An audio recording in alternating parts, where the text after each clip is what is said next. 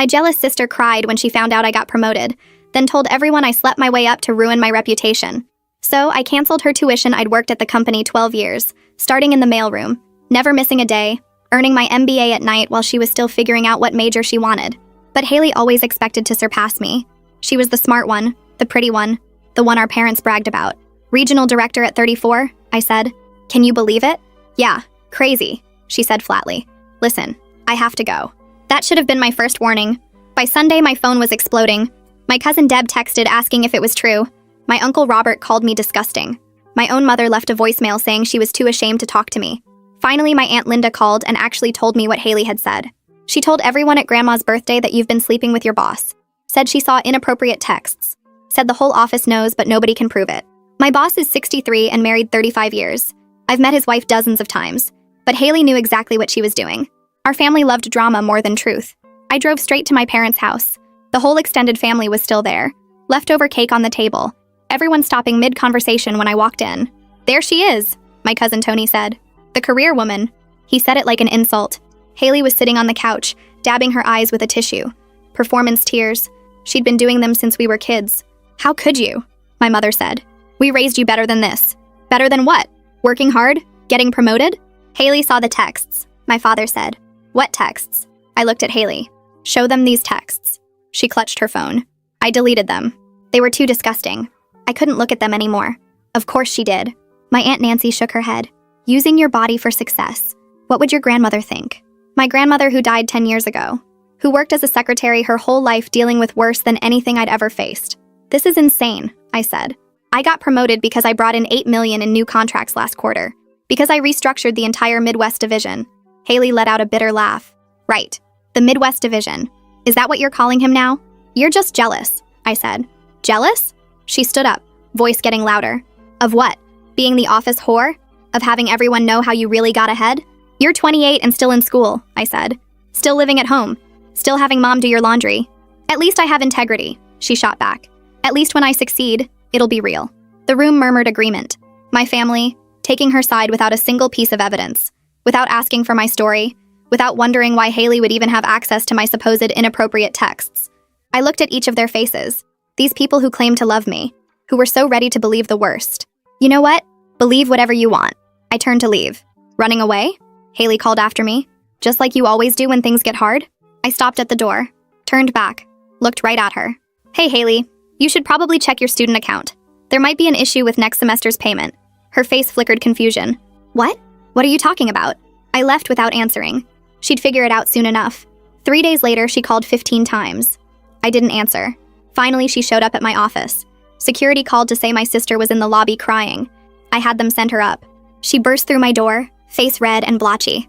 Real tears this time. You canceled my tuition payment? I stopped the transfer, yes. That's $30,000. It's due tomorrow. I'm aware.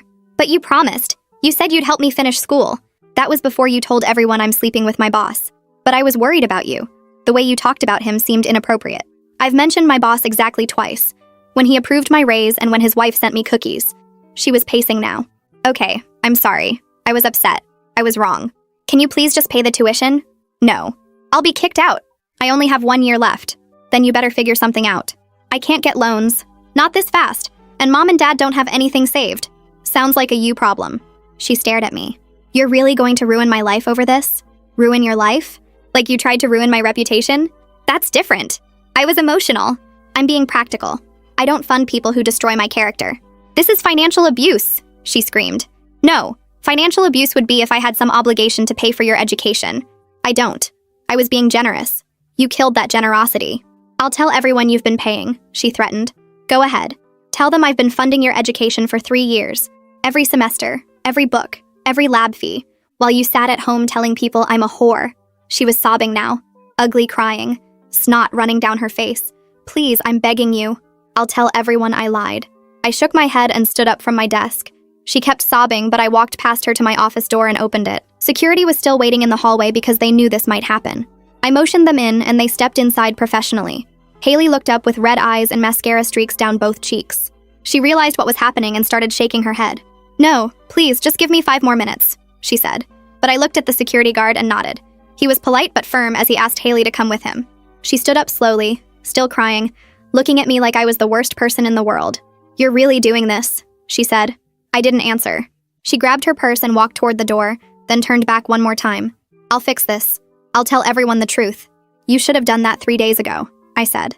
The security guard escorted her to the elevator, and I watched through my office window as she walked across the lobby, still wiping her face. She probably thought the tears would work like they always did with Mom and Dad, but I wasn't them. I closed my door and sat back down at my desk. The quarterly reports were still spread across my workspace where I'd left them before Haley burst in. I pulled them closer and tried to focus on the numbers. Revenue was up 18% in the Midwest region.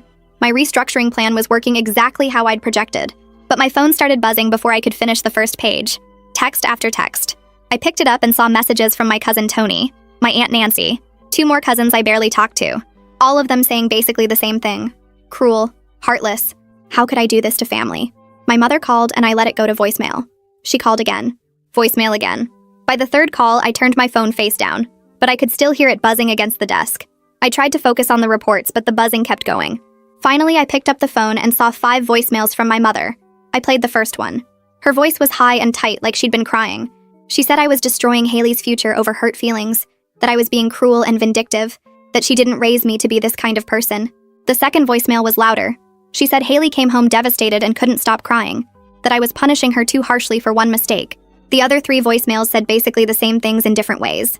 Then my father texted, "This is petty, and you know it. She's your sister. Family is supposed to forgive." I put my phone in my desk drawer and closed it. The muffled buzzing continued, but at least I couldn't see the messages piling up. I got through 2 more pages of the quarterly report before I gave up and decided to leave early. That evening, I sat in my apartment with a glass of red wine and looked at my phone. 43 unread text messages, 12 missed calls. I took a long drink and opened my contacts. I started blocking numbers one by one. My mother, my father, Aunt Nancy, Cousin Tony, my Uncle Robert. Each one got blocked without me reading whatever angry message they'd sent. The only person I didn't block was Aunt Linda. She was the one who told me what Haley was saying in the first place. She at least cared about the truth. I finished blocking the numbers and felt my shoulders relax for the first time all day. My phone was finally quiet. I poured another glass of wine and turned on the TV to something mindless. I needed to stop thinking about all of this for a few hours. I needed peace to figure out what to do next. The next morning, I got to work early and dove into emails.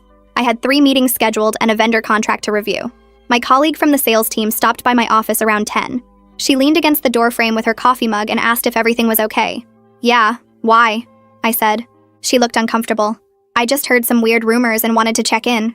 My stomach dropped. "What kind of rumors?" She shifted her weight. "Just some stuff about you and Ralph." "I don't believe it, obviously. You 2 are totally professional. But I thought you should know people are talking." I felt my face get hot. "Who's talking?" She shrugged. "I heard it from someone in accounting who heard it from someone else. You know how office gossip works." After she left, I sat at my desk staring at my computer screen without seeing anything. Haley's lies had reached my professional network somehow. The people I worked with every day. The people who knew my actual work and character. I grabbed my phone and called HR. Bonnie answered on the second ring, and I asked if she had time to meet. She said to come down right away. Bonnie's office was on the 3rd floor in the HR wing. She closed the door behind me and gestured to the chair across from her desk. I sat down and tried to organize my thoughts. She pulled out a notepad and pen. "What's going on?" she asked. I explained everything. My promotion. My sister's jealousy.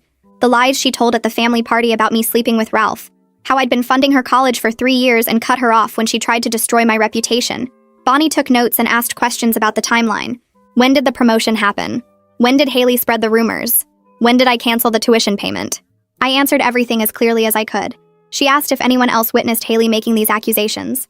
I told her about the family party and gave her Aunt Linda's contact information. Bonnie nodded and kept writing. When I finished talking, Bonnie put down her pen and looked at me directly. "We take allegations like this very seriously," she said, "both to protect your reputation and the company's interests. I'm going to need to investigate this thoroughly." She asked for Ralph's contact information to verify the facts. I gave her his direct line and his wife Aaliyah's number too. Then I remembered the cookies. "Aaliyah sent me homemade cookies last month," I said. "I still have the card she included, and the email where Ralph thanked me for the thank you note I sent her." Bonnie nodded.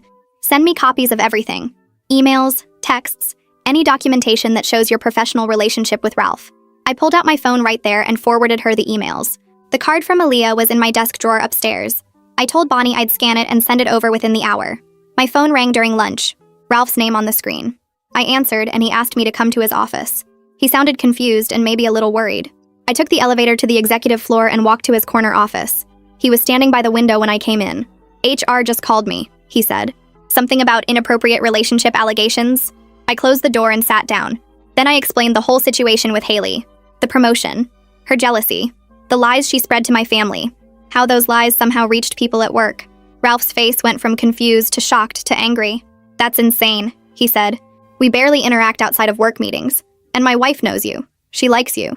I know, I said. That's why I gave Bonnie her contact info. And the emails about the cookies. Ralph shook his head. I can't believe anyone would think this is true. You've worked here 12 years. Everyone knows your reputation.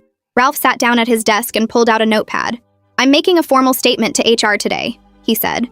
And you should document everything in case your sister tries to escalate this further.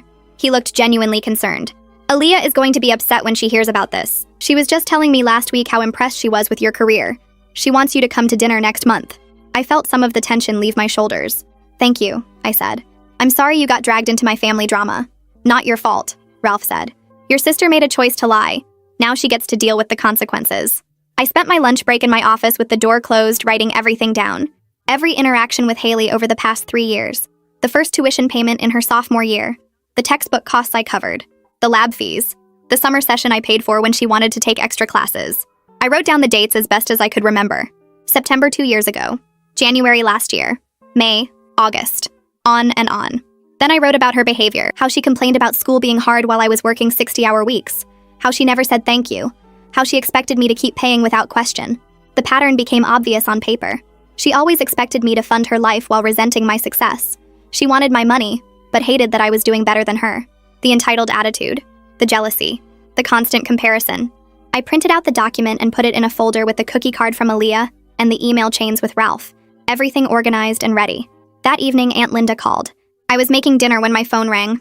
Some of the family is starting to question Haley's story, she said. I put her on speaker and kept chopping vegetables. Why? Because her details keep changing. First, she said she saw inappropriate texts on your phone.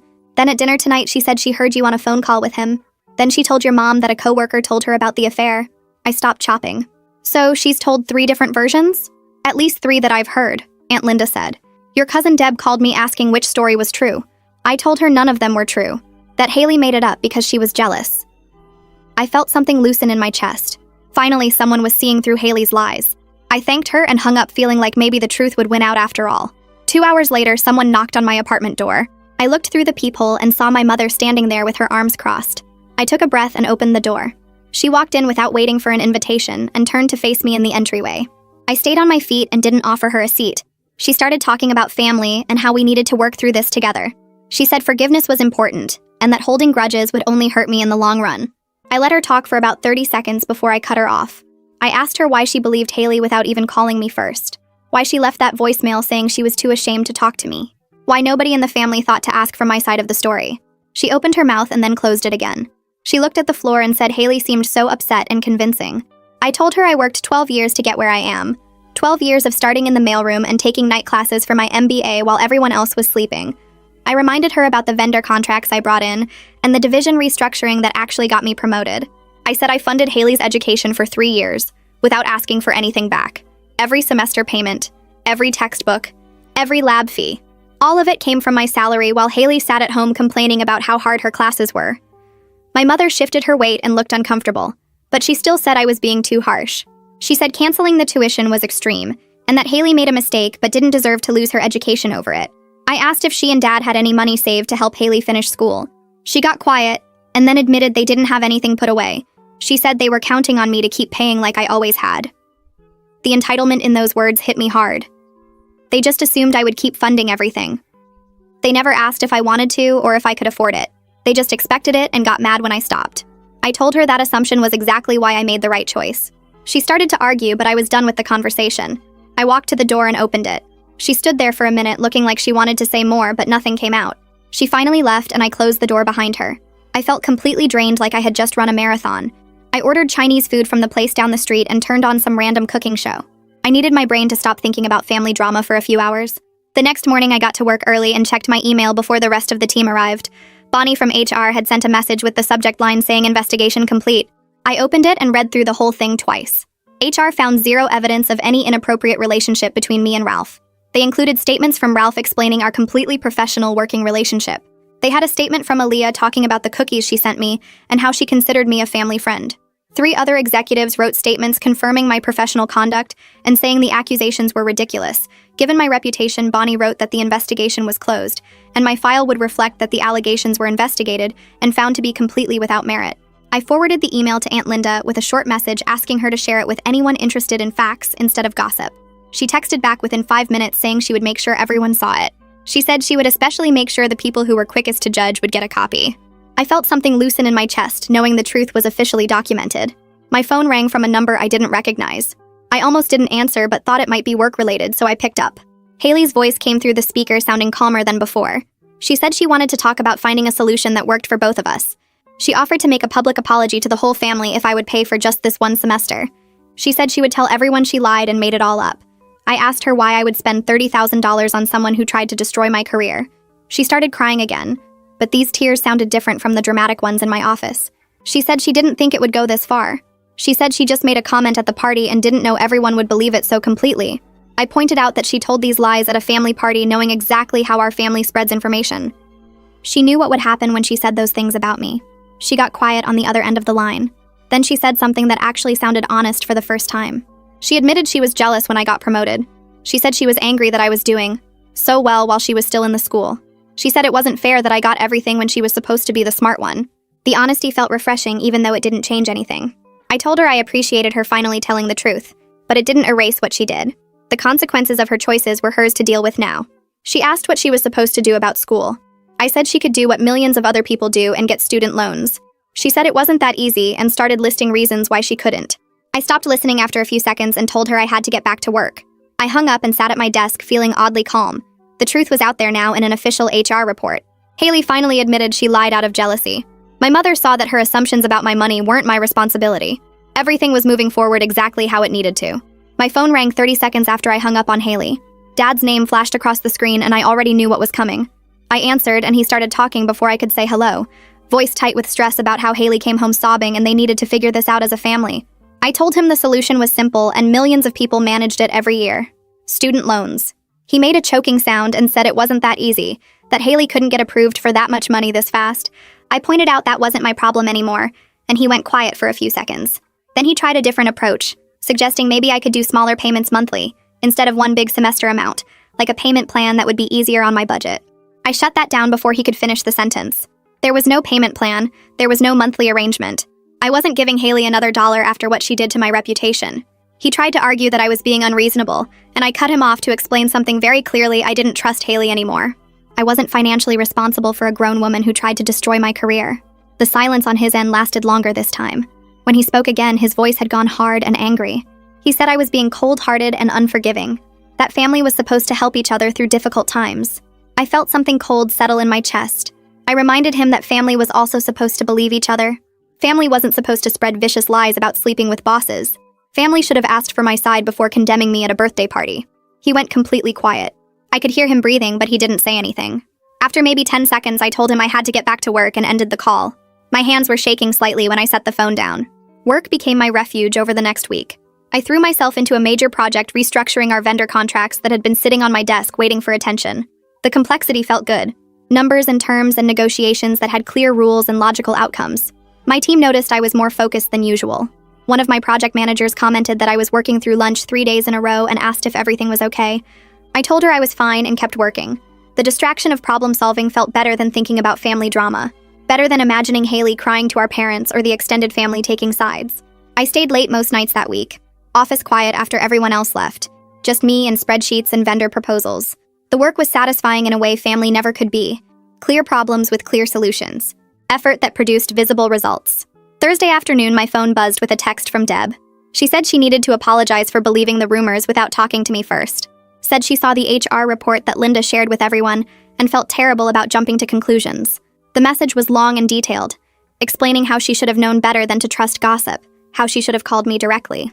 I read it twice and felt some of the tension in my shoulders ease. I texted back that I appreciated the genuine apology and accepted it.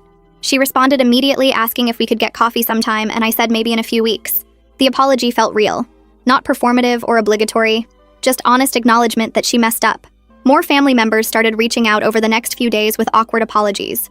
My cousin Maria sent flowers to my office with a card saying she was sorry for doubting me. Aunt Linda forwarded me screenshots of the HR report she'd sent to the family group chat with a message saying everyone needed to see the truth. Uncle Robert sent a text Saturday morning. Just one line saying he was wrong to call me disgusting. I read it 3 times trying to find any genuine remorse in those 8 words.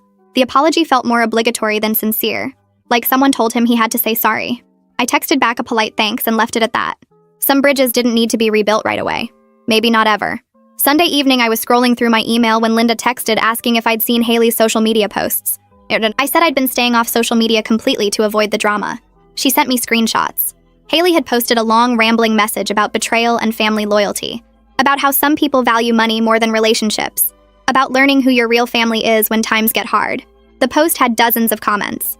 Most of them were from relatives I barely knew, asking why she was posting cryptic messages instead of taking responsibility. A few people called her out directly. Tony commented asking why she was playing victim when she spread lies. Nancy wrote that maybe if she hadn't lied about her sister, she wouldn't be in this situation. I looked at the screenshots for maybe 30 seconds, and then deleted the text thread. Let Haley paint herself as the victim online. Let her perform for an audience. I wasn't participating. Tuesday morning, I got a call from an unfamiliar number. The woman identified herself as Mrs. Fleming from the financial aid office at Haley's college. She said she was calling about the canceled tuition payment since I was listed as a sponsor on Haley's account. I told her very clearly that I was no longer providing financial support for Haley and asked her to remove me from all records immediately. She asked if I wanted to reconsider given that the semester had already started. I said no. She made some notes and said she'd update the account. The call lasted maybe 3 minutes. Professional and straightforward. No drama or emotion. Just administrative changes. Linda called that evening with news. Haley had missed the tuition deadline and got dropped from all her classes for non-payment. She was frantically trying to get emergency loans, but her credit wasn't good enough without a cosigner. Our parents couldn't qualify because of their own debt. Credit cards maxed out. Mortgage behind. Linda's voice was careful when she told me this, not asking me to help, just reporting what was happening. I thanked her for letting me know, and we talked about other things for a few minutes before hanging up. After the call, I sat on my couch staring at the wall. I felt a small pang of guilt, brief and sharp. Haley was 28 and losing her classes, 1 year away from graduating. But then I reminded myself how this started. She created this situation by lying about me sleeping with my boss, by telling our entire family I was a whore who slept my way to success. Natural consequences weren't cruel. They were necessary for growth and accountability. She needed to learn that destroying someone's reputation had real costs, that actions came with prices you actually had to pay. That night, my phone rang at almost midnight. My mother's name lit up the screen. I stared at it for 3 rings before answering. Her voice came through broken and thick with tears, begging me to reconsider the tuition situation because Haley was devastated about losing her classes. She said Haley had been crying for hours and couldn't sleep. She was sitting in her room staring at the wall. I listened without interrupting while my mother went through her entire speech about second chances and family forgiveness. When she finally stopped talking, I told her very calmly that Haley needed to learn that actions have real consequences, that maybe this would teach her not to destroy people's reputations out of jealousy and spite. My mother started crying harder and said I was being cruel, that I didn't understand how much Haley was suffering. I said I understood perfectly, that suffering was the whole point of consequences, and then I ended the call. The next morning at work, I was reviewing spreadsheets when Ralph knocked on my office door. He came in and closed it behind him, which was unusual. He said he'd heard through mutual connections that my family situation had resolved in my favor. I felt my face get hot wondering who he'd been talking to, but he quickly explained that Bonnie from HR had mentioned it in passing during a meeting. Ralph said he was impressed with how I'd handled the false accusations professionally while dealing with personal betrayal. Then he told me he was nominating me for the Leadership Excellence Award, that the company needed more people who maintained integrity under pressure. The validation from my boss felt better than any family apology could have because it was based on my actual work and character, not blood obligation or guilt. I thanked him genuinely and said I appreciated his support more than he knew. He nodded and left, and I got back to the vendor analysis feeling more confident in my professional identity than I had in weeks. The work felt good, focusing on problems I could actually solve with logic and data instead of family drama that made no sense. 2 weeks passed with relative quiet. I threw myself into projects and avoided thinking about Haley or my parents. Then on a Tuesday afternoon, my desk phone rang. Security downstairs said my sister was in the lobby and wanted to come up. I told them to send her away, that I didn't want to see her. The guard said he'd tell her but called back 5 minutes later sounding stressed. He said Haley was refusing to leave and making a scene, yelling and crying in the lobby. I told him to call the police if she wouldn't leave peacefully. The report said she'd been screaming that I ruined her life, and she was going to make sure everyone knew what kind of person I really am. She'd tried to push past the security desk to get to the elevators. When the guard blocked her path, she'd started throwing things from the waiting area, magazines and brochures flying everywhere. The police had to physically guide her out while she was still yelling threats. I saved the report in my documentation file in case she escalated further, and I needed evidence of her behavior. My father left an angry voicemail that afternoon saying I'd had Haley arrested, which wasn't true at all. She got herself escorted out for trespassing and causing a disturbance after I told security not to let her up. I listened to his entire message without calling him back because there was no point arguing with someone who wouldn't listen to facts. He'd already decided I was the villain in this situation. That evening, Aunt Linda texted saying the family was splitting into camps. Some people were supporting me for setting boundaries, while others thought I was being too harsh and should help Haley anyway. I texted back that I was okay with people picking sides because it showed me who actually cared about truth and accountability versus who just wanted peace at any cost. Linda sent back a thumbs up and said she respected my position. The monthly company meeting happened on Friday. Ralph stood at the front of the conference room and announced several nominations for the Leadership Excellence Award. When he said my name, my team started clapping enthusiastically. Several colleagues came up to me afterward and congratulated me. 3 different people mentioned they'd heard rumors weeks ago but never believed them because they knew my character and work ethic. One guy from accounting said he'd actually laughed when someone tried to tell him I was sleeping with Ralph because anyone who'd worked with me for more than 5 minutes knew I earned everything through pure competence. Walking back to my office after the meeting, I realized something important. My professional reputation had survived because I'd built it on 12 years of consistent excellence and integrity. Haley's lies couldn't stick because everyone who actually worked with me knew the truth about who I was. The people who mattered, the people who saw me every day, they never doubted me for a second. That weekend, I got a long email from Haley. She wrote several paragraphs detailing how she'd been forced to take a semester off and was now working retail to save money for tuition. She described her disappointment and shame in detail, talking about how embarrassing it was to work a cash register when she was supposed to be graduating soon. The whole email was clearly designed to make me feel guilty enough to resume payments. I read it once and then deleted it without responding because engaging would only encourage more manipulation. She needed to sit with the consequences without me rescuing her from discomfort. A few weeks later, my mother called on Thanksgiving morning. Her voice was careful and measured when she asked if I'd come to dinner. She said we needed to move past this as a family, and that everyone missed me. I told her I already had plans and kept my tone polite but firm. She asked what plans could be more important than family on Thanksgiving. I said I was volunteering at a community kitchen downtown and spending the holiday helping people who actually needed support. The silence on the other end lasted several seconds before she said she hoped I'd reconsider. I thanked her for the invitation and ended the call. Then I got dressed and drove to the community center where I'd signed up to serve meals. The parking lot was already full when I arrived. Inside the main hall, volunteers were setting up tables and heating trays of food. I checked in at the volunteer coordinator's desk and got assigned to the serving line. Someone touched my elbow and I turned to find Aunt Linda standing there in jeans and a sweater. She smiled and said she figured I'd be here instead of at the family dinner. We worked side by side for the next 4 hours, serving turkey and mashed potatoes to families who lined up with paper plates. During a quiet moment, Linda mentioned she'd always noticed how my parents favored Haley. She said they expected me to compensate for their lack of savings, and that wasn't fair to anyone. I asked why she never said anything before. She admitted she didn't want to cause problems, but watching what happened with the tuition made her realize staying quiet was its own kind of problem.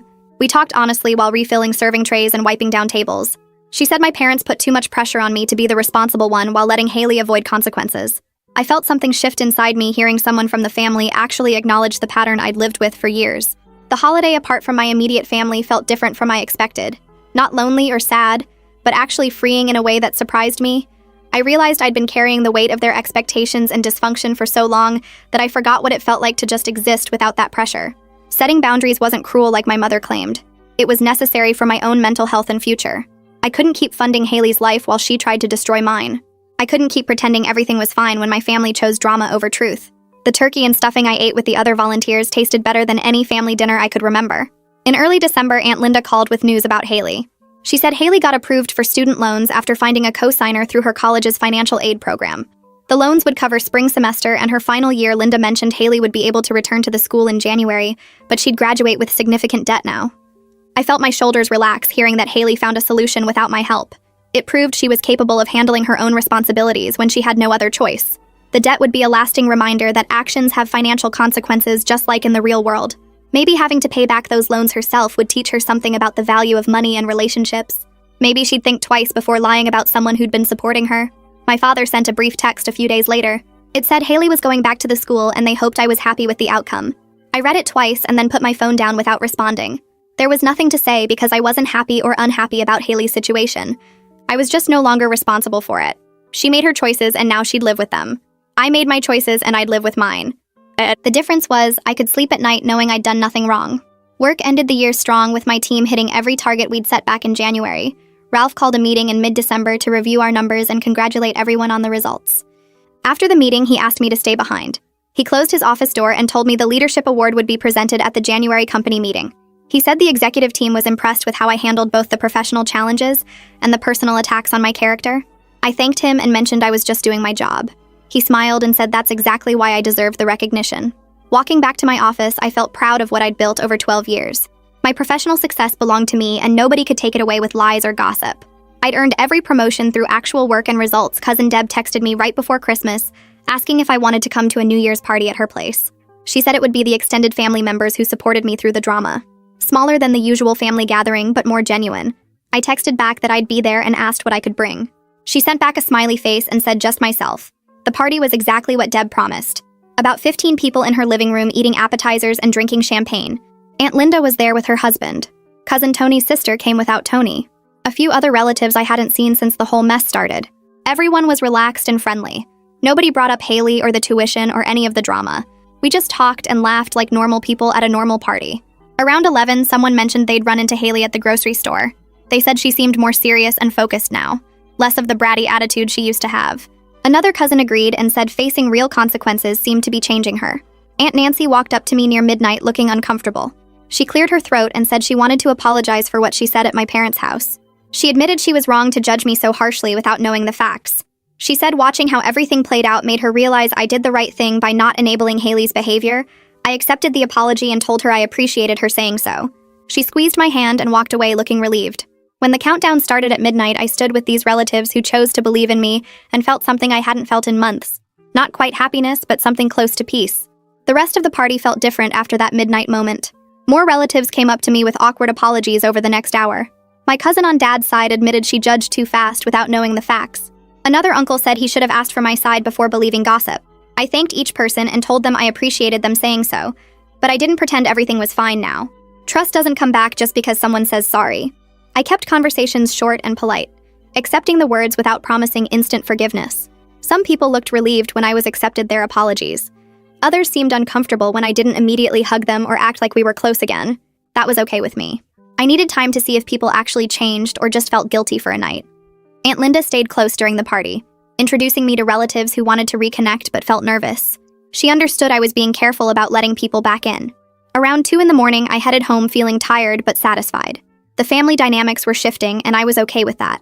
January came fast with the leadership award ceremony scheduled for the third Friday. The company rented a conference room at a nice hotel downtown and invited all the regional directors plus the executive team. My whole team showed up dressed in business formal, looking proud and excited. Ralph stood at the podium after dinner and started talking about what makes a good leader. He mentioned integrity first, saying real leaders stay true to their values even when it's hard. He talked about perseverance through challenges both professional and personal. He described someone who keeps working toward goals despite obstacles and criticism. I realized halfway through his speech that he was talking about exactly what I'd done over the past few months, staying professional when Haley spread lies, maintaining my work standards while dealing with family drama, setting boundaries even when people called me cruel. The award itself was a glass plaque with my name and the company logo, but Ralph's words meant more than the physical trophy. When he called my name, my team stood up clapping loudly. I walked to the front feeling genuinely proud of what I'd built through 12 years of actual work. After the ceremony, 6 colleagues from my team took me to a bar 3 blocks from the hotel. We got a corner table and ordered appetizers and drinks. Everyone was laughing and telling stories about projects we'd worked on together. My team lead mentioned the time I stayed until midnight helping him fix a contract error before a deadline. Another colleague brought up how I trained her when she was new and scared of making mistakes. These people chose to work with me and respect me based on what they saw every day, not because we shared blood or grew up in the same house. The chosen family I'd built through work felt more real than my biological family ever had. They knew my actual character because they witnessed it through actions over years. Nobody at this table believed I slept my way to success, because they'd seen me earn every promotion through results and dedication. Around 11, we finally left the bar, and I hugged each team member goodbye, feeling grateful for people who actually knew me. The support from colleagues who had no obligation to care meant everything. 3 days later, Aunt Linda texted asking if I had a minute to talk. I called her back during my lunch break. She said Haley had reached out asking if I'd be willing to meet for coffee to talk about everything. Aunt Linda forwarded me the actual message after we hung up. Haley's text was short and direct. She said she understood if I wasn't ready, but she wanted a chance to apologize in person and show me she was changing. I stared at my phone for a long time thinking about whether I wanted to see her. Part of me was still angry about the lies and the damage she tried to cause. Another part wondered if she really was growing up and taking responsibility. I didn't respond to Aunt Linda for 4 days while I thought it through. Finally, I texted back saying I wasn't ready to meet yet, but might be open to it later if Haley finished this semester successfully. I needed to see actual follow-through before sitting down face-to-face. Aunt Linda said she understood and would let Haley know. My mother called the following Sunday afternoon. I almost didn't answer, but decided to pick up on the 4th ring. She started by saying she understood why I needed space from the family. Then she apologized for not believing me when the rumors first started. Her voice sounded different from usual, less defensive, more genuine. She admitted she should have asked for my side of the story before taking Haley's word as fact. She said watching everything unfold over the past months made her realize she'd always expected me to be the responsible one while making excuses for Haley. The apology didn't include any buts or excuses about why she acted that way. She didn't pressure me to forgive her immediately or come to family dinners. She just said she was sorry and wanted me to know she recognized her mistakes. I sat on my couch listening and feeling something shift inside. This felt real in a way her previous attempts hadn't. I told my mother I appreciated the apology and needed more time before things could go back to normal. She said she understood completely. Then she suggested maybe we could try occasional phone calls to start rebuilding our relationship slowly. Nothing forced or scheduled. Just checking in when it felt right. That sounded manageable to me. I agreed we could try phone calls and see how it went. She thanked me for being willing to give her another chance. We talked for another 10 minutes about neutral topics like her garden and my recent work projects. The conversation felt easier than any we'd had in months. When we hung up, I felt cautiously hopeful that maybe we could build something healthier than what existed before. It wouldn't be the same relationship we had, but it might be better. Work kept me busy through January and into February. Ralph assigned me to lead a task force restructuring our vendor relationships across all regions. The project was huge and complex, exactly the kind of challenge I loved. My team worked long hours analyzing contracts and negotiating better terms. We saved the company almost $2 million in the first month alone. Ralph pulled me aside one afternoon in late February, saying the executive team was impressed with my leadership. He mentioned the current VP was planning to retire at the end of next year. He said my name was already being discussed as a potential replacement. I thanked him and tried to stay professional, but inside I felt amazing. The career I'd built through dedication and actual results was finally paying off in ways that mattered. 12 years from the mailroom to potentially VP. Nobody could say I didn't earn every step of that climb. In early March, Haley sent me an email. The subject line just said spring semester update. I opened it expecting more drama or manipulation, but the message was short and factual. She said she'd completed all her classes successfully and was on track to graduate in May. She mentioned working part-time at a coffee shop to help cover expenses and taking responsibility for her student loans. The email didn't ask for anything or try to make me feel guilty. It was just information about her progress. I read it twice looking for hidden manipulation, but didn't find any. Maybe she really was growing up and learning what accountability looked like. The change felt significant, even if I wasn't ready to trust it completely yet. I waited 2 days before responding to keep the tone measured. My reply was brief. I said congratulations on finishing the semester and encouraged her to keep working hard. I didn't add anything personal or emotional, just simple acknowledgement of her accomplishment. The neutral tone felt right for where we were. Not cold enough to slam the door shut. Not warm enough to pretend everything was fine. Small steps toward maybe rebuilding something in the future felt appropriate after months of distance and consequences. She didn't respond to my email, which good. No drama or attempts to push for more. Just accepting the small gesture I offered. By April, I'd settled into a comfortable routine that felt healthier than anything before. I called my mother every other week for 30-minute conversations about safe topics. We were rebuilding slowly without forcing closeness that wasn't ready yet. I went to Aunt Linda's house for Easter dinner with the relatives who'd actually apologized and meant it. About 12 people total. Smaller gatherings with people who earned my trust back through actions over months. I kept complete boundaries with family members who never apologized or still believed Haley's lies. Uncle Robert never reached out, so I never contacted him. Cousin Tony's wife apologized, but Tony himself stayed silent, so I stayed distant from both of them. The family structure looked totally different now. Not the big chaotic gatherings where everyone pretended to be close. Instead, I had smaller connections with people who actually respected me. It felt more honest this way. More real. I wasn't pretending to have relationships that didn't exist anymore. The boundaries I set protected my peace and showed me who really cared about truth versus drama. A week after Easter, my father texted asking if we could meet for lunch. I stared at the message for 10 minutes before responding that I'd meet him at a diner downtown on Saturday at noon. Public place. Neutral territory. He showed up early, already seated in a booth by the window when I walked in. He looked older than I remembered. More gray hair. Deeper lines around his eyes. We ordered coffee and sat in awkward silence until the server left. Then he started talking. He said he and my mother failed both me and Haley in different ways. They taught Haley she could get away with anything because she was the baby. They taught me I had to be perfect and self-sufficient because I was the responsible one. He admitted they took my support for granted, expected me to keep achieving without recognition while praising Haley for basic accomplishments. He said watching me cut Haley off forced him to see the pattern they'd created. One daughter who felt entitled to everything. Another daughter who gave everything and got nothing back. The apology felt real this time. No excuses. No asking me to forgive Haley or resume payments. Just owning his mistakes as a parent. I told him I appreciated the honesty, but rebuilding trust would take time. He nodded and suggested we start with monthly lunches, where we could talk honestly without the rest of the family involved. I agreed to that. Small steps felt manageable. Before we left, he said something that stuck with me. He said he was proud of my success and wished he'd said that more often instead of just expecting me to keep climbing without acknowledgement. The conversation was difficult but productive. We both knew the relationship would never be what it was before, but maybe it could become something more honest. By mid-May, Aunt Linda called with news about Haley. She'd graduated with her degree and already landed a job in her field. Not a great job. Entry level with okay pay. But she was supporting herself financially for the first time in her adult life. Linda said Haley seemed different. More serious. More focused. She'd learned what it meant to work for something instead of expecting handouts. The experience of facing real consequences appeared to have changed her in ways that years of enabling never could. Linda mentioned Haley was paying her student loans on time and living in a small apartment with 2 roommates. Building an actual adult life. I felt something shift hearing that news. Not forgiveness exactly. Not trust. But maybe the beginning of respect for the person she was becoming. Linda invited me to Haley's graduation ceremony. I almost said no, but something made me agree to go. I drove to the college on graduation day and sat in the back row of the auditorium. Hundreds of students in caps and gowns, proud families taking photos. I watched my parents in the 3rd row, my mother dabbing her eyes with tissue.